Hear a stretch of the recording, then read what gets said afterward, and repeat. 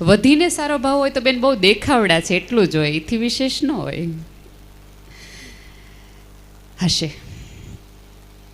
મને કહેતા બહુ જ આનંદ થાય છે કે આ ઇતિહાસનો બદલાવનો એક જે ફેઝ છે એમાં હું ને શૈલેષભાઈ સાક્ષી બનવાના છીએ. એક ઇતિહાસ જે કરાચીથી શરૂ થયો અને કોટડા સુધી આવ્યો, આ બંનેના વચ્ચેના મધ્યાંતરમાં અમે લોકો બંને છીએ. ગમે ક્યારેક કોઈક ઇતિહાસના રચયિતા હોય, કોઈ ઇતિહાસ બદલાવી શકનારા હોય, અને અમે બંને મિત્રો એના સાક્ષી છીએ કે જ્યારે આમથી આમ પ્રવાહ બદલાઈ રહ્યો છે ત્યારે અમે અહીંયા છીએ. એક વાતથી હું મારી વાતને શરૂ કરું. હું ચોક્કસ ખુશીની વાત કરીશ, કારણ કે હું મારા બાળકોની વાત ન કરું તો હું જે જીવી છું એ હું અહીં સુધી ન લાવી શકું એવું કહેવાય. એક ફ્લોરિડામાં સુંદર મજાની મા દીકરી રહેતા હતા.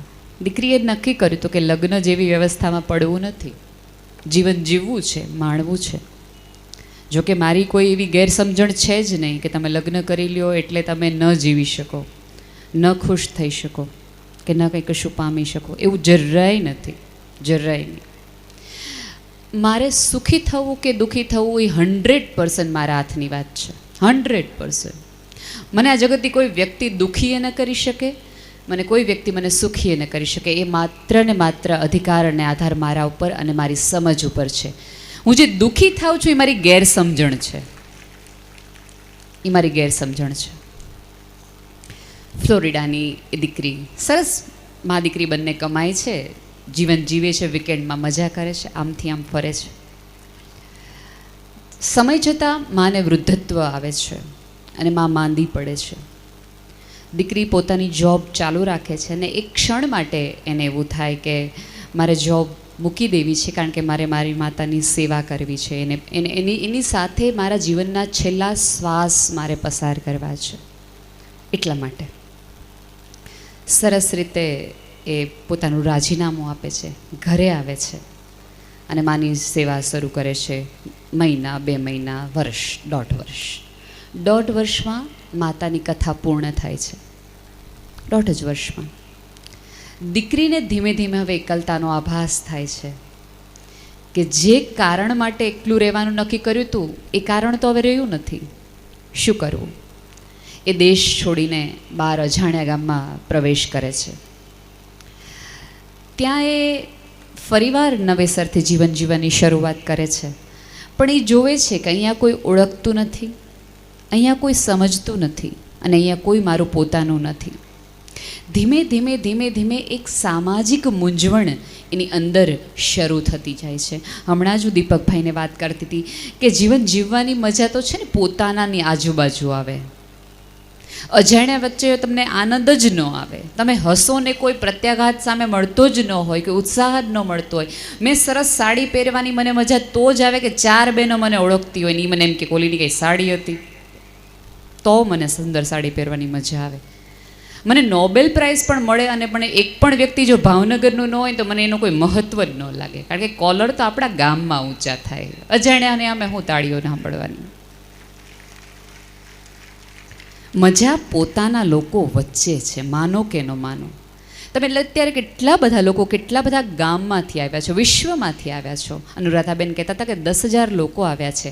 હાલાંકि 1100ની વસ્તી છે તોય 10,000 લોકો આવ્યા છે. કારણ કે તમને ઝંખના હતી પોતાના પણાની, એ આવકારની, એટલે તમે અહીંયા આવ્યા. તમને ઈચ્છા હતી કે કોઈક એવો ઓળખીતો અવાજ, કોઈક એવી ઓળખીતી આંખ, કોઈક ઓળખીતું સ્મિત તમને બોલાવે, ભણકારે, કે જેની તમે ભૂલાઈ ગયા છો, જે તમને એમ થાય છે કે આના વગર બધું જ અધૂરું છે. એવી વ્યક્તિ ફ્લોરિડાની એ છોકરી આવા અજાણ્યા ગામમાં આવું બધું જાણીતું કશુંક શોધી રહી છે, મૂંઝાઈ રહી છે. જે ફ્લેટમાં રહે છે એમાં રહેવા આવ્યાને 2-2.5 મહિના થઈ ગયા, પણ કોઈ જ કોઈને ઓળખતું નથી. ધીમે ધીમે ધીમે ધીમે એનું રૂટીન શરૂ થાય છે.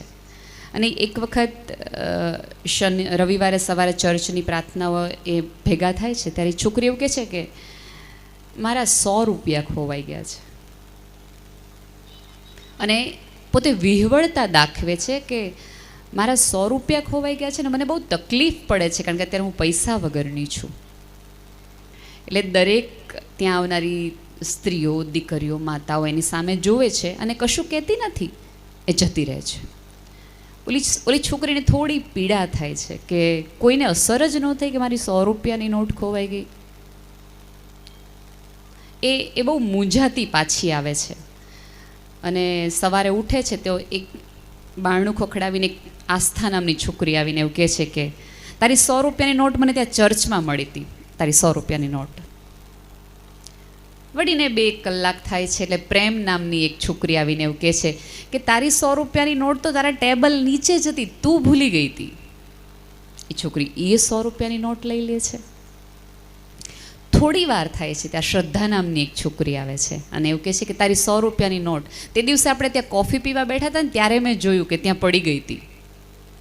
એ છોકરી ફરીવાર 100ની નોટ લઈ લે છે.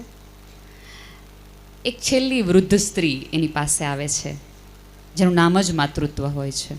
એવું કહે છે કે બેટા તારી 100 રૂપિયાની નોટ છે. મને આજે જડીને ત્યારે મને એવો વિચાર આવ્યો કે તારી ખોવાઈ ગઈ હતી એટલે તારી જ હશે.